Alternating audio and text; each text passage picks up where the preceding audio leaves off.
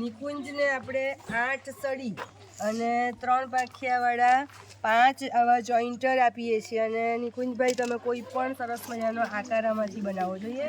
તમારી આ છોકરાઓની બાકીના દોસ્તાની મદદ તમે લઈ શકો છો. એટલે તું આ બાજુ આવી જા, એને મદદ કરજે કે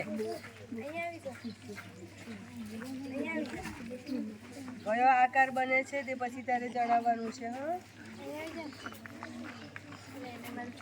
સરસ. તો આ લગભગ ચોરસ આકાર જેવો બને છે. કયો આકાર બનાવ્યો ભાઈ?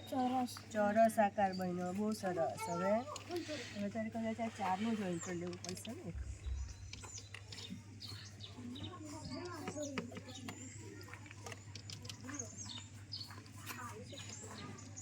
સરસ. હવે એને 4 સળી એની અંદર ઊભી ખોસી અને બધીને તું આમ જોડી દઈશ હે ને. ચાલો, તો 4ને જોડવા માટે મયુરીબેન મદદ કરજો. અને જરા સળીને આમ નજીક નજીક લાવવા માટે છીની જાય અને ત્રાસો કરજો. આમ કરજો. ખૂબ સરસ.